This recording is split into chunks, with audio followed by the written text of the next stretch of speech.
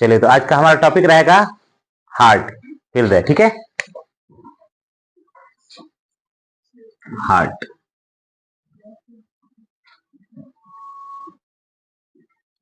हृदय। सबसे पहले बात इसके बारे में जानकारी ले लेते हैं हम लोग। आपसे पूछ देता है कि हार्ट का मतलब चित्र भी बनाइए, तो कितने लोग ऐसे हैं जिनको चित्र बनाना आ जाता है? नहीं बनाना आता है तो पहले देख लीजिए यहाँ पे।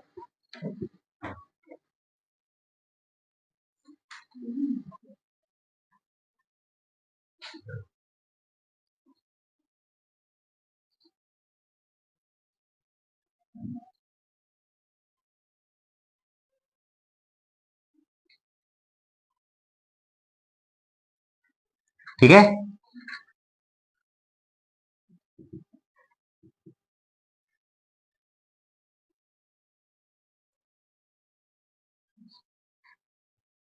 ये इसका गेट होता है।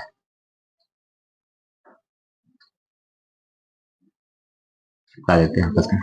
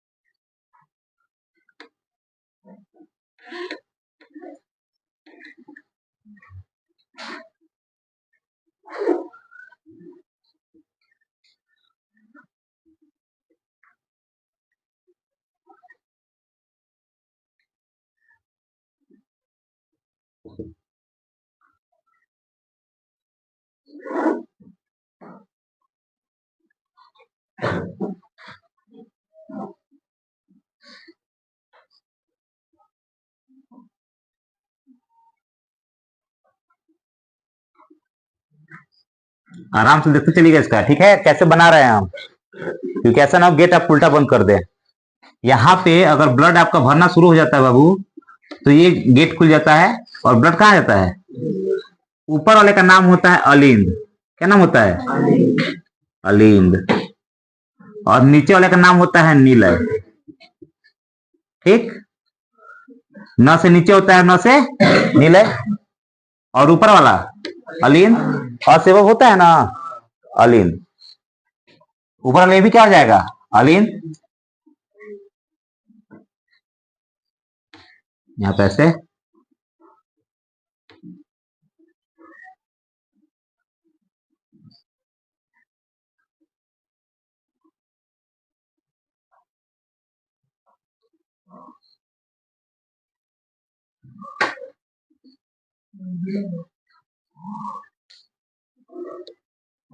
यहाँ पे आपकी तीन आ जाती है धमनियां।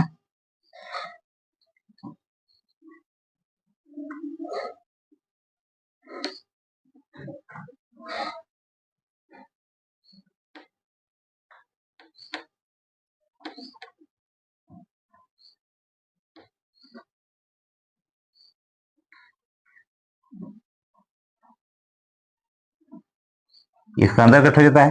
ये आपको कहता है दाया अलिंद, फिर दाया नहीं अलिंद, और ये नीले। और यहाँ पे दो ऐसे निकले रहते हैं।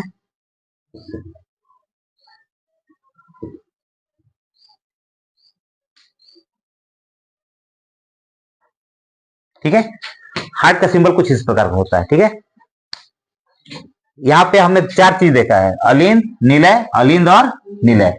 सबसे ज्यादा कंफ्यूजन हो जाता है कि हमारा कौन सा साइड पड़ेगा, मतलब कौन सा राइट है कौन सा लेफ्ट है। बहुत से बच्चों से पूछेंगे आप तो क्या बताते हैं? ये हमारा दाहिना साइड है, ये दाया अलिंद दाया नीलय, और ये बाया अलिंद बाया नीलय, क्योंकि वो इस प्रकार से खड़े होकर देखते हैं। राइट हैंड है ना ये, और ये लेफ्ट हैंड। लेकिन आपको ऐसे नहीं देखना है। हार्ट आपका यहाँ होता है, आप जनरली यहाँ पे खड़े हुए आराम से। अब देखिए इधर वाला भाग क्या है? दाया, और इधर वाला भाग बाया। तो ये आपका हो जाएगा दाया अलिंद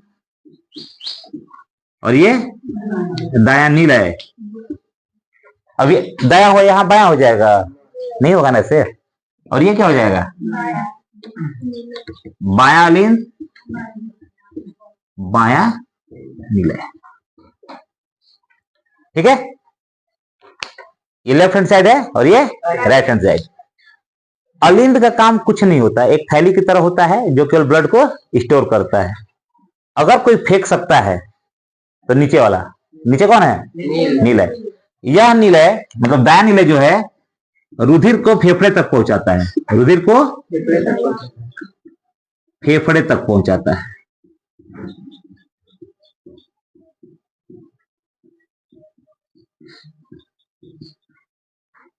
जबकि बाया नीलय जो है रुधिर को शरीर में पहुंचाता है,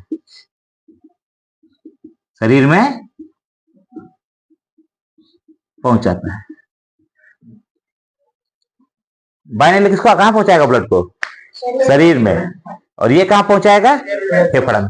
अच्छा, फेफड़े में क्या आवश्यकता होती है, तो देखिए जिस ब्लड में ऑक्सीजन की कमी हो जाती है, क्या होता है, जिस ब्लड में ऑक्सीजन की कमी हो जाती है उसको कहां भेजा जाता है, फेफड़े में।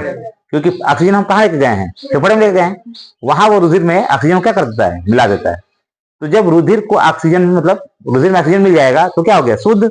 और जब शुद्ध हो गया तो फेफड़े से कहां आएगा, बाया अलिंद में। बाया अलिंद किसको दे देगा, बाया नीलय को। और बाया नीलय क्या करेगा, शरीर में भेज देगा। अगर ये शरीर में भेजता है तो कितने की रफ्तार से भेजता है, 120। और जब ब्लड वापस आता है तो कितने की स्पीड से, 80। तो हमारा जो बीपी मापने वाला होता है वो 120/80 ये होता है ना। 120 की रफ्तार से जाता है ब्लड और 80 की स्पीड से आता है। तो जो ऊपर की आप काटते हैं ना, जो नसें आपको ऊपर दिखाई देती हैं उसको सीरा कहते हैं। कौन सा कहते हैं, सीरा। तो जब सीरा आप काटते हैं तो ब्लड बहुत कम लॉस होता है। लेकिन अगर आप देखिए यह धमनी से जाता है, कहां से जाता है, धमनी मोटी होती है और नीचे होती है। जैसे यहाँ पे आप देखेंगे तो मोटी दोनों दिखाई दे रही हैं। इसमें से कोई अगर एक कट जाए तब आपका जाना तय है, मतलब अगर जाने के लिए काटे हैं तब। तो ये हो गया दाया अलिंद दाया नीलय। तो हमें बस ये देखा कि चित्र हमारा अच्छा बनेगा। अब इसके बारे में कुछ बेसिक जानकारी देख लेते हैं हृदय के बारे में। पहला होता है हृदय का वजन। हृदय का कितना होता है, हृदय का वजन 300 ग्राम। मानव हृदय का वजन कितना होता है, 300 ग्राम। दूसरा, हृदय की लंबाई। हृदय की लंबाई कितनी होती है, 12 सेंटीमीटर। हृदय की लंबाई 12 से 13 सेंटीमीटर होता है। ठीक, हृदय के अग्र सिरे की, अग्र मतलब कौन सा है, ऊपर वाला सिरा, अग्र सिरे की चौड़ाई 9 सेंटीमीटर। हृदय की अग्र सिरे की चौड़ाई कितनी है, 9 सेंटीमीटर। और हृदय की मोटाई कितनी है, हृदय की मोटाई 6 सेंटीमीटर। क्लियर है। देखिए हमने आपको बताया कि हृदय का जो वजन होता है, मानव हार्ट का जो वजन होता है वो 300 ग्राम होता है। तो जाहिर सी बात है, ये वयस्क की बात हो रही है। जब आप एक मैच्योर पर्सन है तो उसके समय की बात हो रही है कि हृदय का वजन कितना होगा, 300 ग्राम होगा। हृदय की लंबाई 12 से 13 सेंटीमीटर। अगर कहीं 13 सेंटीमीटर दिया है वो भी सही है, तो 12 से 13 सेंटीमीटर। हृदय की अग्रशिरा, अग्रशिरा यही हुआ ना, आपको लग रहा है कि होगा, तो हृदय का अग्रशिरा की चौड़ाई 9 सेंटीमीटर और हृदय की मोटाई कितना होगा। अब बात आती है कि हृदय जो है वो 2 प्रकार की झिल्लियों से मिलकर बना है, दोहरी झिल्ली। हृदय किससे बना है, दोहरी झिल्ली से बना हुआ है। लिख देंगे कि मानव हृदय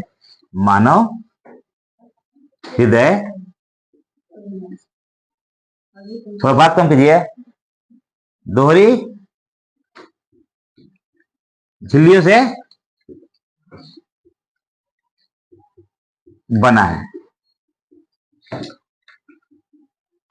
कितने झिल्ली से बना है हमारा हृदय? दोहरी। किसी को नाम पता है? नहीं। चलिए फिर देखते हैं इसका नाम। पहले का नाम है हृदयावर्णी और दूसरे का नाम है हृदयावरण।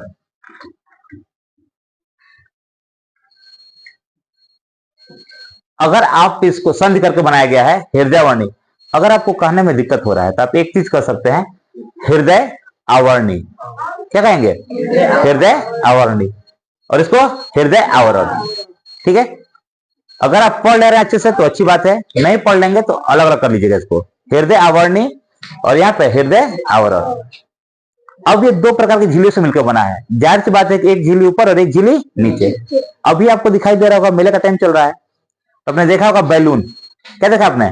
बैलून। बैलून में क्या होता है, एक अब जो नया वाला आया है, एक ऊपर वाला बैलून हो रहा है, उसके अंदर एक और बैलून बना दे रहे हैं सब। दो बैलून है ना, तो बीच में उनके क्या है? जैसे अभी जो बैलून चल रहा है वो कुछ इस प्रकार का है। ये पूरा बैलून बड़ा वाला और फिर इसके अंदर एक छोटा सा ऐसे ये चल रहा है ना। इस प्रकार का हमारा हृदय बना हुआ है। तो इस बैलून में यहाँ एयर भरा हुआ है। क्या भरा है? लेकिन मानव के हार्ट में एयर नहीं होता है। यहाँ पे एक पारदर्शी जेली होती है। ठीक है, कहेंगे अब दोनों के बीच में, दोनों के बीच में एक पारदर्शी द्रव्य होता है। एक पारदर्शी द्रव्य होता है। उसका नाम क्या है? हृदयावर्णी द्रव्य। हृदयावर्णी द्रव्य। ठीक, अब इसके बीच में क्या भर गया? वो द्रव्य भर दिया इसने, पानी।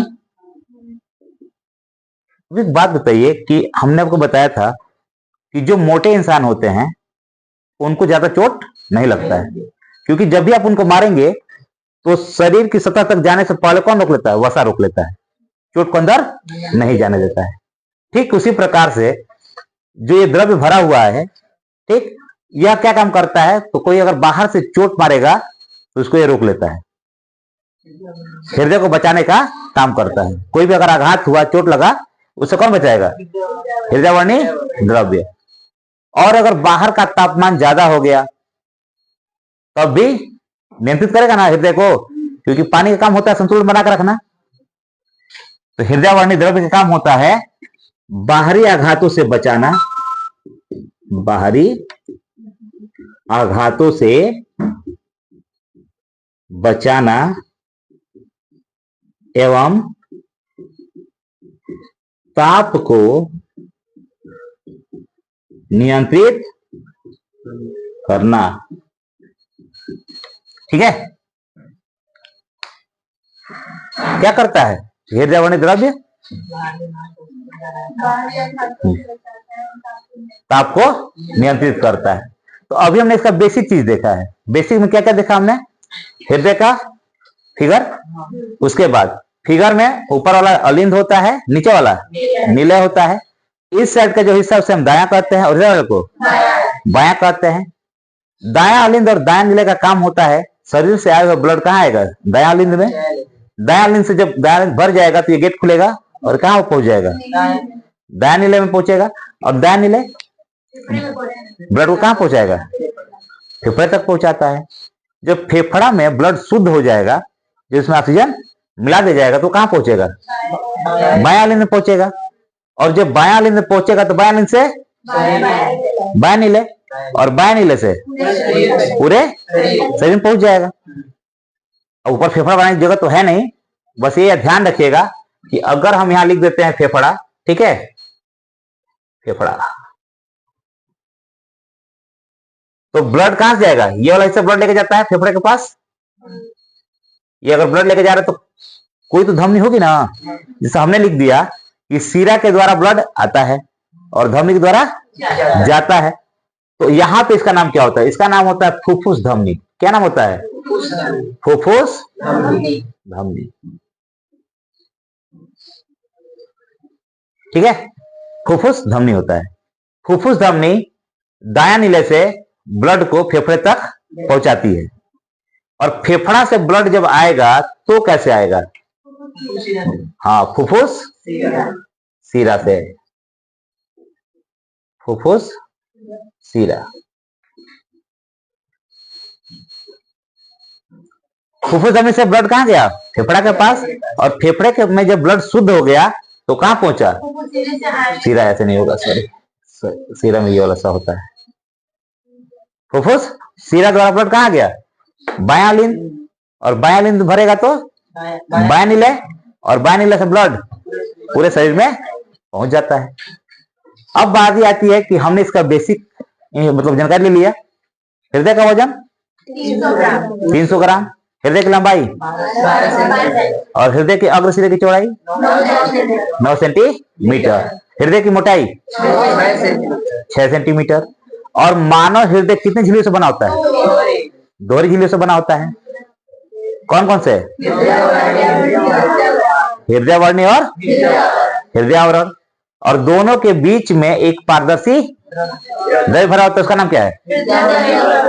हृदय वर्णी द्रव्य। उसका काम क्या है? बाहरी आघातों से बचाता है और ताप को नियंत्रित करता है। अभी जो हम पढ़ रहे हैं, जिस चीज को देख रहे हैं उसी को पढ़ रहे हैं, मतलब हार्ट में जो चीज हमें दिखाई दे रही है उसी को भी हम पढ़ रहे हैं। ठीक है, इधर भी रोक निकले रहती है ऐसे।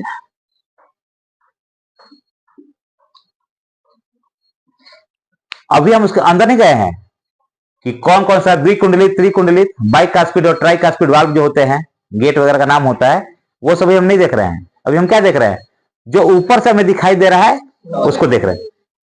क्योंकि जब भी आप किसी से मिलते हैं तो क्या देखते हैं? ऊपर से दिखाई देता है ना, कैसा है, क्या है। रहते रहते पता चलता है कि उसका दिमाग किसका, मतलब किस तरह का है, अच्छा है, बुरा है, झगड़ा करता है, नहीं करता है ना। तो ये तो हमने बस इसका देख लिया। अब बारी आती है कि अलिंद और निलय अलग अलग कैसे हैं। कोई तो अलग किया होगा, क्या होगा ना। तो पहले इसके पहले लिख लेते हैं, तो इसको साफ कर लेते, ठीक है। देखिए, अब बारी आती है कि अभी हमको जो दिखाई दे रहा है, ये जो धमनियां बाहर निकली हुई है उसके हिसाब से लिख देंगे कि मानव हृदय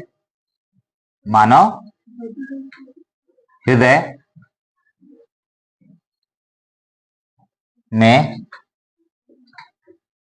4 प्रकोष्ठ होते हैं। कितने होते हैं? 4 प्रकोष्ठ होते हैं। पहला दयालीन, दयानीले,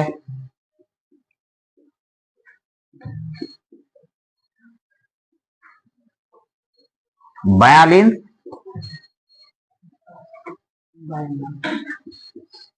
और बयानीले,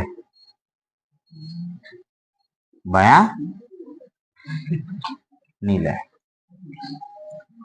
देखिए, ये 1 नंबर, 2 नंबर, 3 और 4। दयालिंद, दयानीले, बयालिंद, बयानीले। क्लियर है? अब अलिंद और निलय को कोई तो ऐसा चीज होगा जो अलग किया होगा, है ना। तो लिख देंगे यहां पे कि अलिंद एवं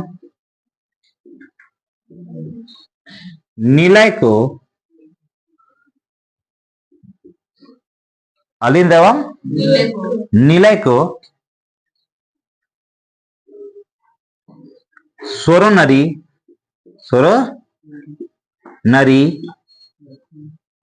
सल्कस,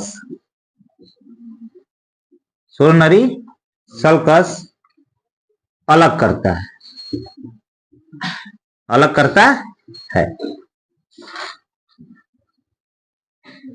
कौन अलग करता है? हाँ, कोरोना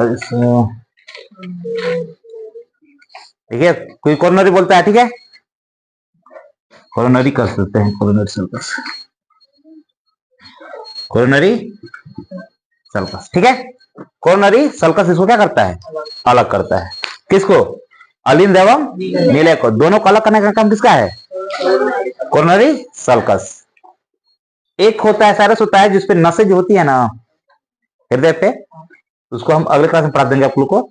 उन नसों में कभी कभी ऐसा होता है कि जाम लग जाता है, मतलब जैसे मान लो हाँ यहाँ से कोई अगर नस वगैरह से जा रही है, इसी में अगर कहीं पे रुक गई तो ब्लड तो जाएगा नहीं। इस चीज को बोलते हैं कार्डियक अरेस्ट। क्या बोलते हैं, कार्डियक अरेस्ट। कार्डियक अरेस्ट मतलब जिससे कोई चोक टाइप का ले लिया है, उसमें ब्लड फ्लो नहीं हो रहा है, तो जब ब्लड फ्लो नहीं होगा तो दर्द करना शुरू कर देगा। क्या करेगा, दर्द करना शुरू कर देगा। तो दर्द करते मतलब इसको क्या कर देता है आदमी, डॉक्टर लोग सीजर से सही कर देते हैं, मतलब ऑपरेशन करके सही कर देते हैं। अगर ये सही है तो इसको हटा करके जोड़ देते हैं, या फिर दूसरी नस लेकर के यहां से ऐसे जोड़ देते हैं, ये काम उनका चल जाता है। इसी को बोलते हैं कार्डियक अरेस्ट। ये तो अभी आपको मतलब अलग से पढ़ाएंगे, क्योंकि सब गेट वगैरह सब पढ़ाना है, ठीक है। तो अभी तक जो हम लोग पढ़े थे उसका फटाफट बता दीजिए हमको।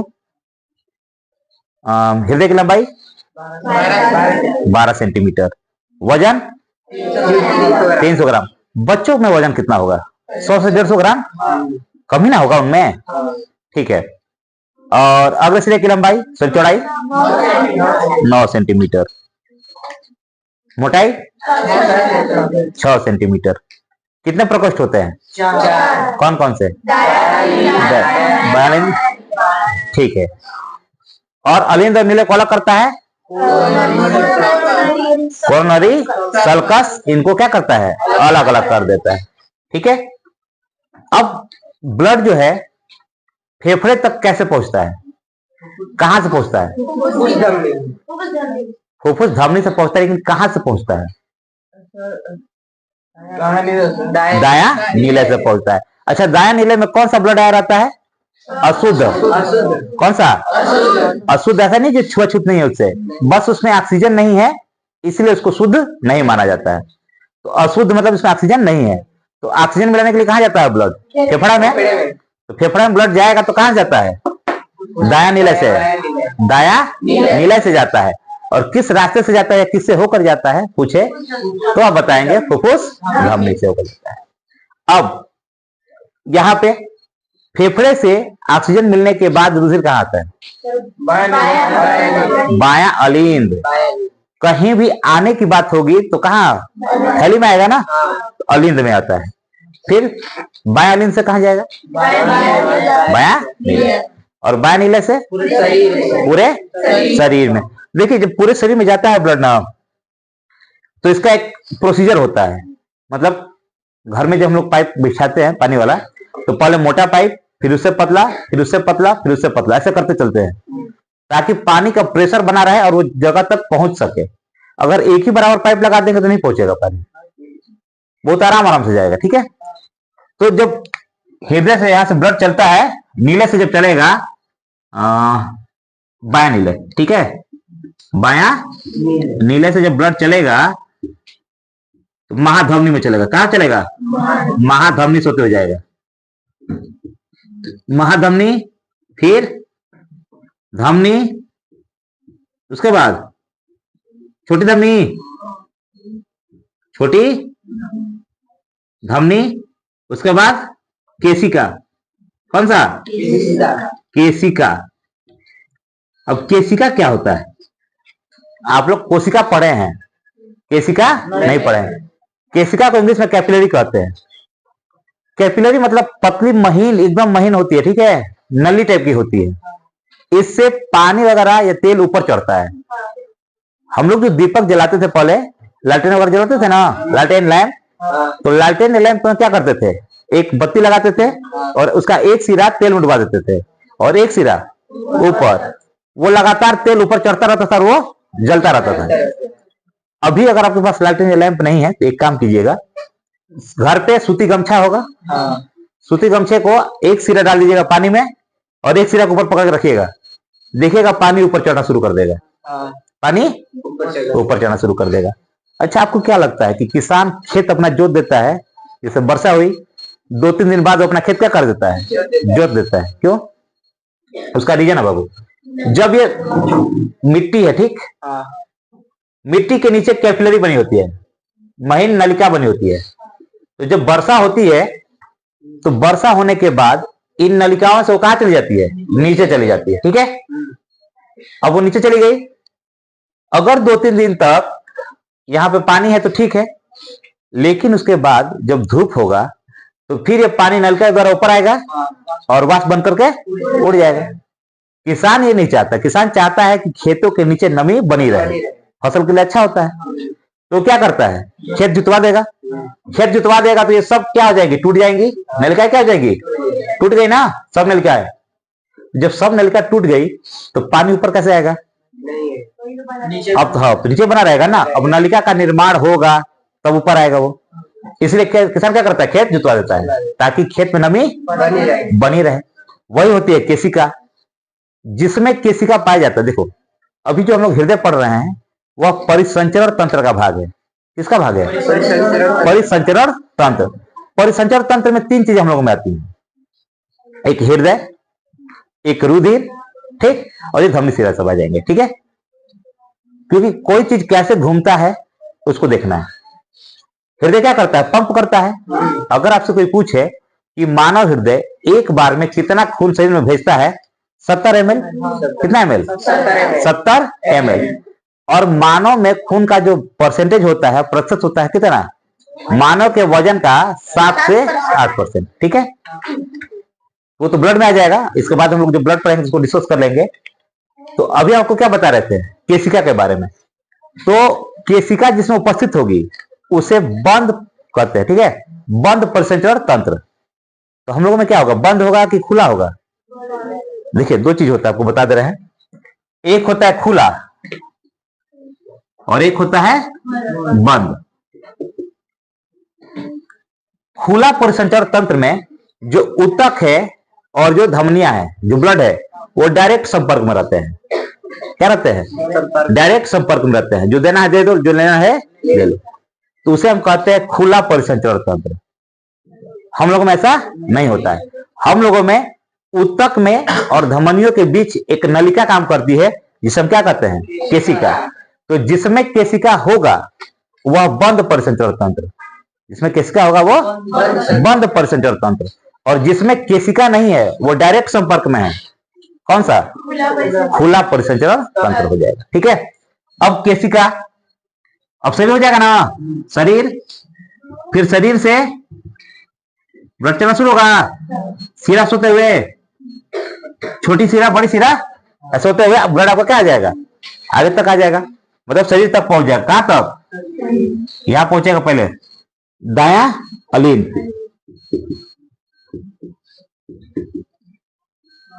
तो ये चलता रहता है। तो आपका सबसे इंपॉर्टेंट चीज क्या था इसमें, केशिका। केशिका को बहुत से बच्चे कोशिका पढ़ लेते हैं और कंफ्यूज हो जाते हैं, ठीक है। कोशिका और केशिका में बहुत अंतर है, समझा दिए। केशिका मतलब बहुत ही महीन पतली नलिका होती है, जो आपको लगभग नहीं होता है, बहुत पतला दिखाई देगा आपको, मतलब देखना पड़ेगा अच्छे से जूम करके माइक्रोस्कोप वगैरह में, तो आपको दिखाई देगा। वह ब्लड को बस ऊतक से धमनी में और धमनी से ऊतक में पहुंचाने का काम करती है। कौन, केशिका। इसे कैपिलरी बोलते हैं, ठीक है। तो कैपिलरी किसमें किसमें उपस्थित होता है, सूती वस्त्र में हो सकता है, तेल की बत्ती वगैरह में हो सकता है, जिससे हम लोग दीपक जलाते थे पहले। तो अब इसमें बहुत कुछ है, ये नहीं कि आज तक मतलब क्लास में खत्म हो जाएगा। इसका फिगर बना लीजिएगा, क्योंकि डेली फिगर बनाएंगे नहीं, हम डेली फिगर ही बनाएंगे ना, समझाने के लिए जो होगा वो हम आपको समझा देंगे। और ये क्लास 10th बोर्ड एग्जाम में आपसे पूछता है 6 नंबर में, ठीक है, पूछेगा कि मतलब इसका चित्र बना करके समझाइए, मतलब ये चित्र बनाना है और पूरा इसका वर्णन करना है एक एक चीज का, ठीक। तो तुरंत बता दीजिए हमको, ये सब कुछ रिवीजन हो गया ना, कोई डाउट है इसमें, ये तो समझ में आ गया कि अशुद्ध रक्त को लेकर के कौन, मतलब दायां फुफ्फुस धमनी द्वारा फेफड़ा में भेजता है, और फेफड़ा में ऑक्सीजन मिलने के बाद अर्थात शुद्ध रुधिर बनाने के बाद फुफ्फुस शिरा उसे बायां लिंग में लेकर के आता है, फिर बायां नीले उसे शरीर में पंप कर देता है। एक बार में 70 ml पंप करता है, और 1 मिनट में हमारा हृदय कितनी बार धड़कता है? 72 बार धड़कता है। तो जब 72 बार धड़केगा तो मतलब 1 मिनट में 5 लीटर खून हमारा हृदय क्या कर देता है? अब कुछ बच्चे कहते हैं सर हमारे शरीर में 2 लीटर खून है तो 5 लीटर कहां से? अरे भाई 2 लीटर है तो 2 लीटर एक ही जगह नहीं है ना, शरीर में घूम रहा है ना, वो अपना काम कर रहा है, वो आपका ब्लड क्या कर रहा है? लगातार भेज रहा है, घूम तो शरीर में ही रहा है सर्कुलर। अरे इधर से जा रहा है फिर इधर से आ रहा है, यही चल रहा है ना। तो चलिए जो भी मतलब चीज रह गया है उसको कल क्लास में समझ लेंगे। चलिए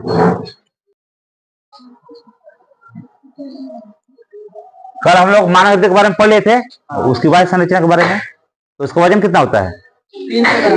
300 ग्राम। लंबाई 12 सेंटीमीटर।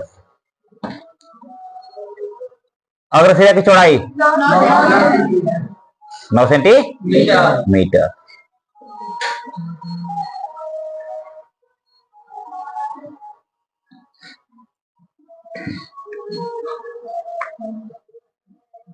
यहां से गेट होता है ना, तो जो ये गेट होता है बाबू उसको कहते हैं ट्राइकास्पिड वाल्व। ठीक है, क्या कहते हैं? ट्राइकास्पिड। हिंदी में इसको कहते हैं त्रिवलन कपाट। हाँ, ट्राइकास्पिड कहिए या त्रिवलन कपाट कहिए। ठीक है, और यहां से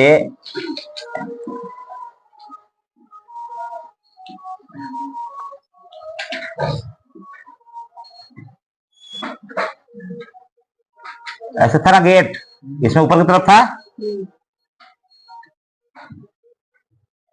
इसको ऐसे बना देते हैं। ठीक, ये गेट था जो ऊपर लेकर के जा रहा था, और यहां से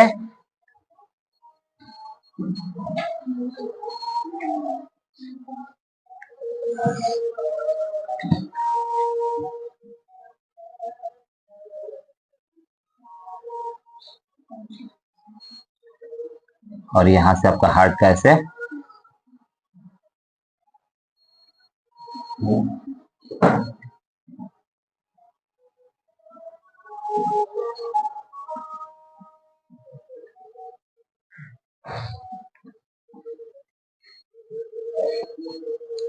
एक यहां से गेट था आपका,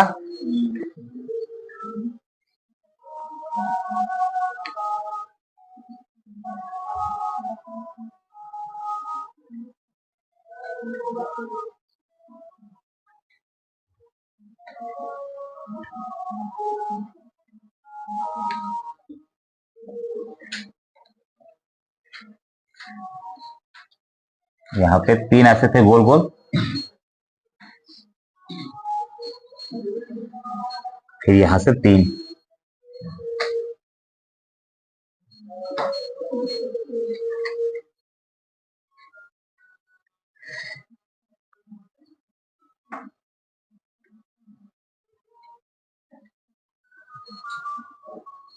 ठीक है।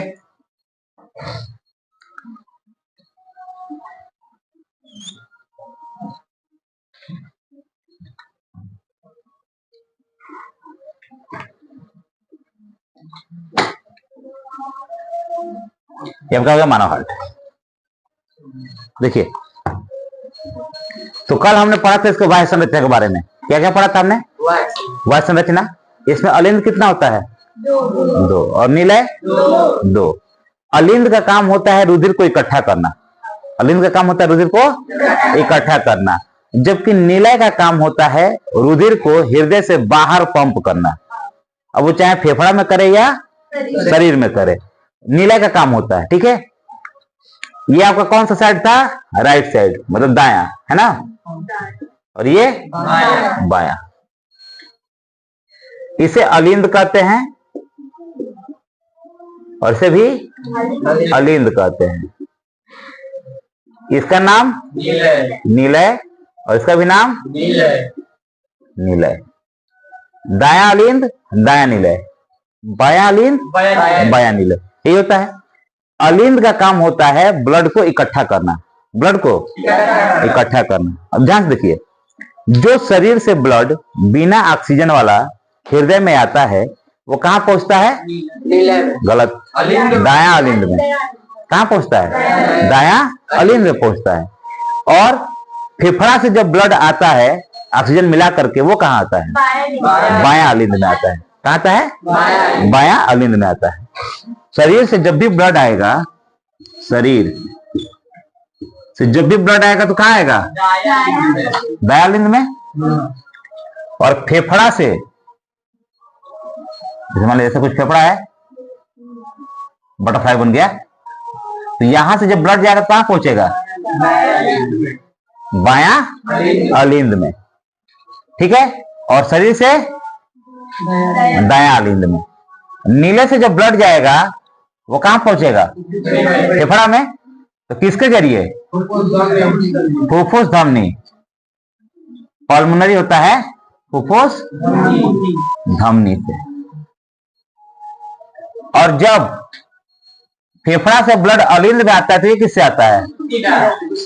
फुफ्फुस सिरा। इस पर कुछ क्वेश्चन था जो कंपटीशन एग्जाम में या फिर बोर्ड एग्जाम में पूछता है कि फेफड़ा से रुधिर अलिंद में किससे पहुंचता है, मतलब किससे होकर पहुंचता है या कैसे पहुंचता है? फुफ्फुस सिरा से होकर। ठीक है। और दायां नीले से रुधिर फेफड़ा तक कैसे पहुंचता है? फुफ्फुस। एक क्वेश्चन ये पूछा था कि वह कौन सी ऐसी सिरा है जिसमें शुद्ध रुधिर होता है? गलत, गलत जवाब। देखिए, हमने आपसे कहा कि वो कौन सा ऐसा सिरा है जिसमें शुद्ध रुधिर पाया जाता है।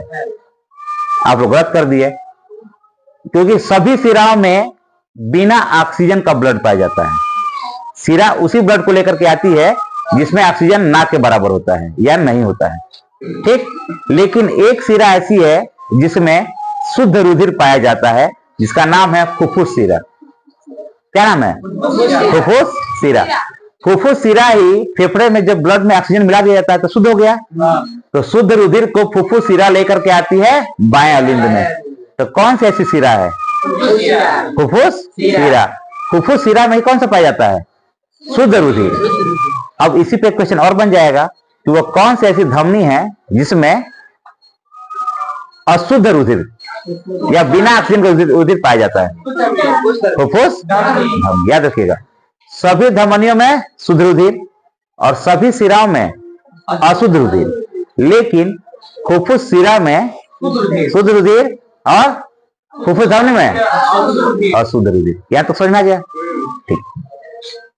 अब कोई ये पूछे कि फेफड़े में रुधिर शुद्ध होने के लिए कहां से आता है? फेफड़ा में रुधिर शुद्ध होने के लिए कहां से आता है? दायां नीले से। कहां से आता है? दायां नीले से आता है ना। और कोई ये पूछ दे कि फेफड़े से रक्त या रुधिर शुद्ध होकर कहां पहुंचता है? बायां अलिंद में पहुंचता है। क्लियर है यहां से? ठीक। मतलब यह है कि दायां नीले ब्लड को फेफड़े तक पहुंचाता है, जबकि बायां नीले पूरे शरीर में पहुंचाता है। यहां तक कोई डाउट है? हमारा हृदय 1 मिनट में कितनी बार धड़कता है? 72 बार। और एक बार में कितना ब्लड फेंकता है? 70 ml। मतलब कि 1 मिनट में कितना ब्लड? 5 लीटर। ठीक। अच्छा, तो ब्लड कितना होता है हमारे शरीर में? वजन के 7%। चलिए, तो हम लोगों ने कल बाह्य संरचना देख लिया था। ठीक। हृदय कितनी झिल्लियों से मिलकर बना होता है? 2 झिल्लियों से। कौन कौन सी झिल्ली होती है? हृदयावर्णी और हृदयावरण। और उन दोनों के बीच में कोई एक द्रव्य पाया जाता है, उसका नाम हृदयावर्णी द्रव्य। हृदयावर्णी द्रव्य का काम होता है कि बाहर से लगे चोट या आघात से आपको बचाए और तापमान बढ़े या घटे उससे भी आपको बचा करके रखे, उसको नियंत्रित करे। ठीक है। तो ये काम होता है हृदयावर्णी द्रव्य का। ये तो हो गया ना। हृदयावर्णी 2 झिल्लियां होती है ना, हृदयावर्णी और हृदय आवरण। 2 झिल्लियां हो गई और उनके बीच में कौन सा द्रव्य? हृदयावर्णी द्रव्य। ठीक है। तो यहां तक हम लोग पढ़ चुके थे। अब आगे पढ़ना था आज हृदय की आंतरिक संरचना। हृदय की आंतरिक संरचना। आंतरिक संरचना।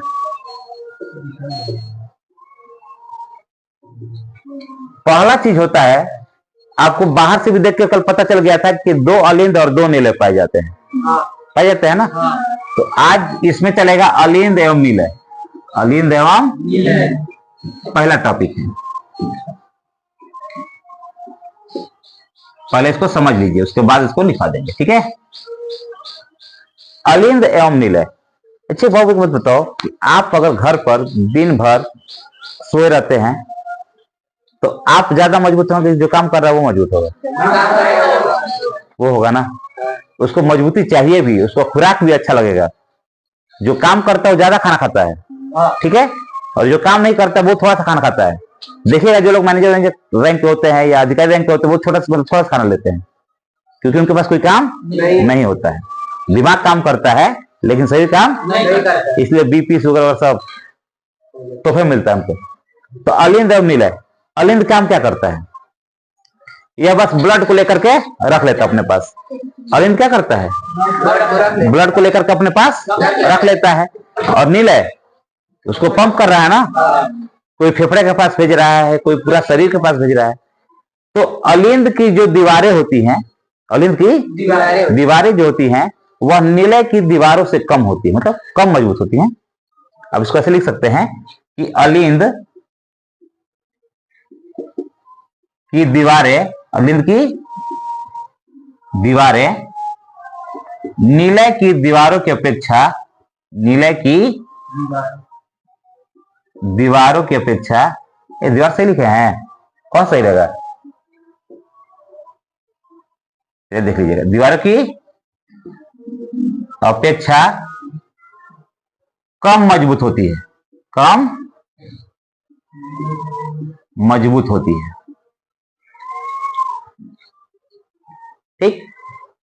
क्या होता है, अलिंद की जो दीवारें होती हैं नीले की दीवारों की अपेक्षा कम मजबूत होती हैं, क्योंकि अलिंद रुधिर को एकत्रित करता है, जबकि नीले उसे फेफड़े में या पूरे शरीर में पंप करता है, ठीक है। तो इसलिए इसकी दीवारें क्या होंगी, मजबूत होंगी, क्योंकि ये प्रेशर लगाएगा ना, पंप करेगा तो प्रेशर से करेगा, तो ये हो जाता है। तो ये भी लिख दें कि अलिंद रुधिर को एकत्रित करता है,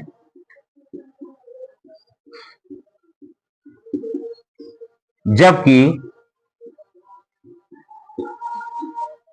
अलिंद रुधिर को एकत्रित करता है, जबकि नीले रुधिर को हृदय से बाहर पंप करता है, हृदय से बाहर पंप करता है। अब चाहे फेफड़ा के पास करे या शरीर में करे, हृदय से बाहर पंप करता है।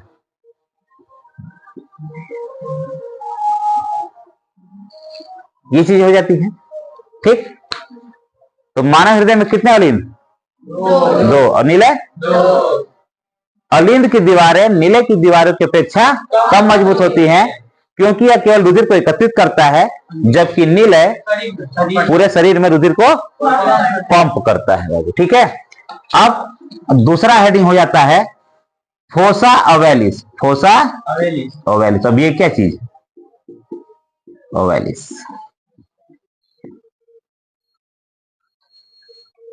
अब ये क्या आ गया, अलिंद और नीले तो कल आप लोग पढ़े थे, फोसा ओवैलिस के बारे में आपको पता नहीं है।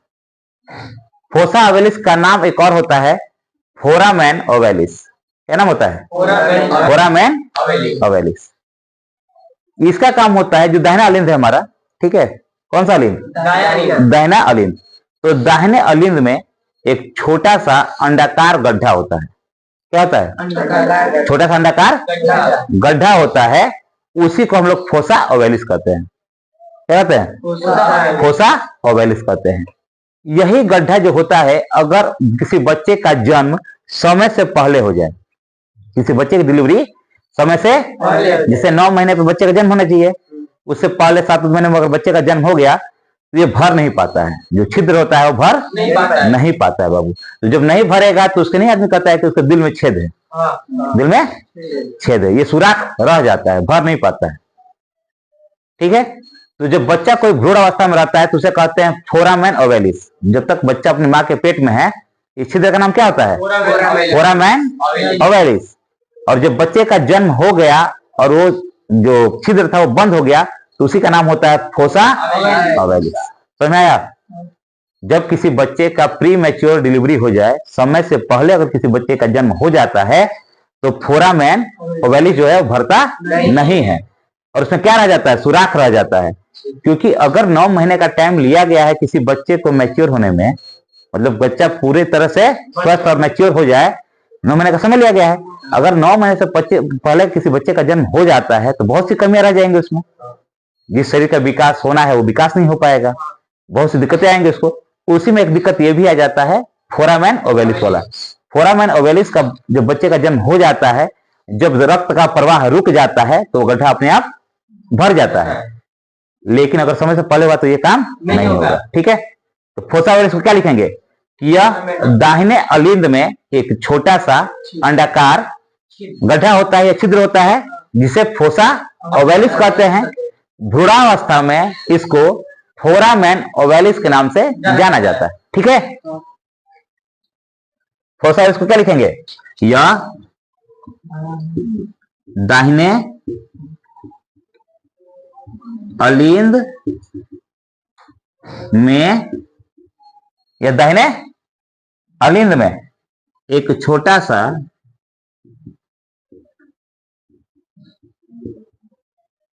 अंडाकार गड्ढा होता है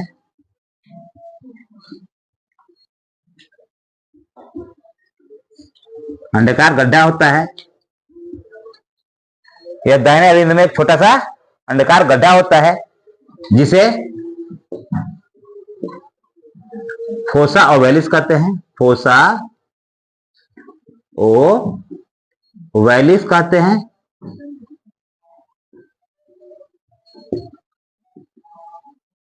भ्रूणावस्था में इसे फोरामेन ओवेलिस के नाम से जाना जाता है। फोरामेन ओवेलिस के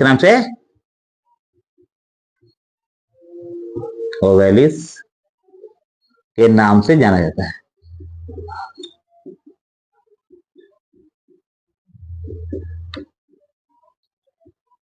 क्लियर है तक? फोसा ओवेलिस या दाहिने अलिंद में एक छोटा सा अंडाकार गड्ढा होता है जिसे फोसामेन ओवेलिस के नाम से जाना जाता है। भ्रूणावस्था में इसे फोरामेन ओवेलिस के नाम से जाना जाता है। कोई डाउट यहां तक? कुछ पूछना तो पूछ लीजिए। देखिए, अब अगला हेडिंग होता है इसका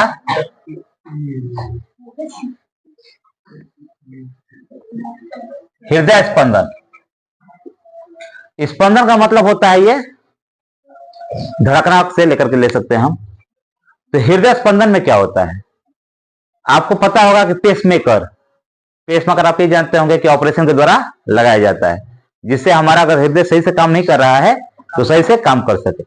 लेकिन पेसमेकर के पहले भी एक पेसमेकर प्राकृतिक रूप से हमारे शरीर में होता है। ठीक है, तो वो उसी को लिखते हैं हृदय स्पंदन या पेसमेकर।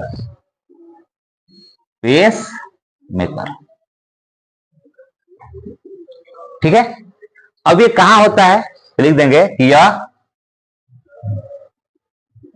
दाहिने अलिंद के, थोड़ा शांत रहिए, यह दाहिने अलिंद के ऊपर स्थित क्या होता है? यह दाहिने अलिंद के ऊपर स्थित ऊतकों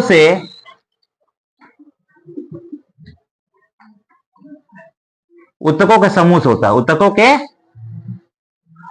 समूह से होता है जिसे अलिंद शिरा नोड कहते हैं, जिसे पेसमेकर के नाम से भी जाना जाता है। जिसे पेस मेकर के नाम से भी जाना जाता है।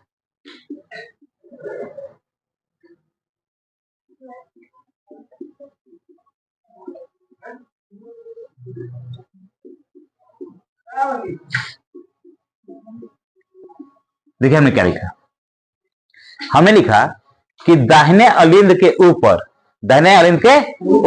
स्थित अलिंद सिरा नोड होता है। क्या होता है? अलिंद सिरा नोड, जहां से एक दूसरे को क्रॉस करते हैं वहां एक गांठ बन जाती है। जहां एक दूसरे को क्रॉस करेंगे वहां क्या बन जाएगी? गांठ बन जाएगी। उसी को हम बोलते हैं अलिंद सिरा नोड। अलिंद सिरा नोड कहते हैं, जहां पे गांठ बन जाएगी। जैसे मान लीजिए ऐसे कोई एक जा रही है, दूसरा ऐसे गई, तो बन गया ना यहाँ पे क्रॉस। तो क्रॉस इसी को एक गांठ कहते हैं, और इस गांठ को ही पेसमेकर कहा जाता है। क्या कहा जाता है? पेसमेकर। जब हार्ट फेल किसी का होता है और वो हृदय सही से काम नहीं कर पाता है, तो मतलब कि नोड काम नहीं कर रहा सही से, उसीलिए उसके पास एक मतलब झटका देने वाला मशीन, जिसे हम पेसमेकर कहते हैं, ऑपरेशन करके लगा दिया जाता है। तो एक निश्चित समय अंतराल पे झटका देता है, और जैसे झटका देगा तो मतलब ये सिकुड़न होगा इसमें, और ये ब्लड को फ्लो कर देगा। तो हमारे हृदय स्पंदन, पेसमेकर की बात नहीं किया हम, हमारे हृदय में जो प्राकृतिक रूप से चीजें पाई जाती हैं उसके बारे में है। यह दाहिने अलिंद के ऊपर स्थित ऊतकों के समूह से शुरू होता है, जिसे अलिंद सिरा नोड कहते हैं, जिसे पेसमेकर के नाम से भी जाना जाता है। यह तो समझ आ गया। अब बाबू देखो कपाट, तीसरा था और ये चौथा। त्रिवलन एवं द्विवलन कपाट होता क्या चीज है? देखिए दाहिने अलिंद में जब यहां ब्लड आएगा ना, जब ये भरेगा तो ये गेट खुल जाएगा। ये इसको कपाट कहते हैं। क्या कहते हैं? कपाट। तो ये कपाट जब खुलेगा तो यहां ब्लड भर जाएगा, और जब यहां भरेगा तो ये उसको पंप करेगा ऊपर की ओर। तो यह कपाट जो है, इनका नाम भी होता है बाबू, ठीक है। इसे कहते हैं त्रिवलन कपाट, और इसे कहते हैं द्विवलन। इसे कहते हैं ट्राइकास्पिड, और ये होता है बाई। दो को कहते हैं बाई, ठीक है। यह हो जाएगा बाइकास्पिड वाल्व। बाइकास्पिड या द्विवलन कपाट है। कौन सा है?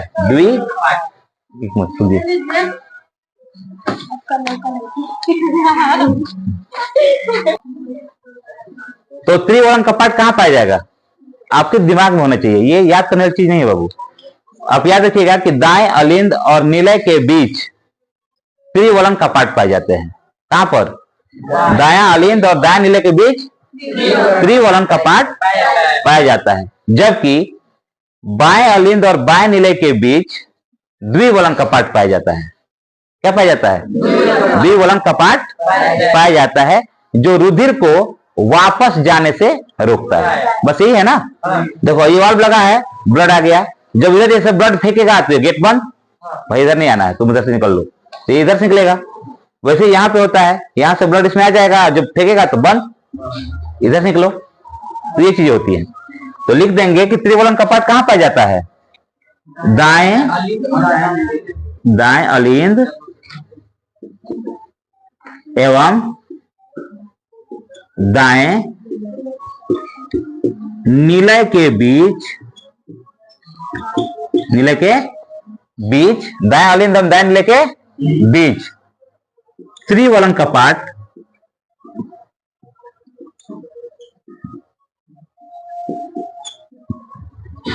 पाया जाता है, जबकि बाएं अलिंद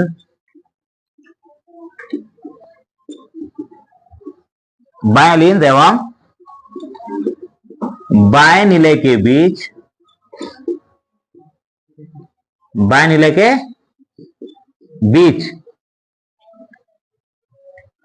द्विवलन कपाट पाया जाता है। द्विवलन कपाट पाया जाता है,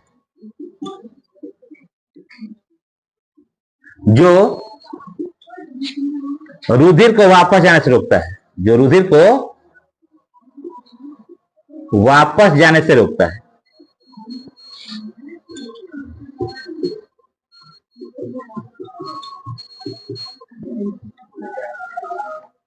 तो त्रिवर्णम कपाट कहाँ पाया जाएगा?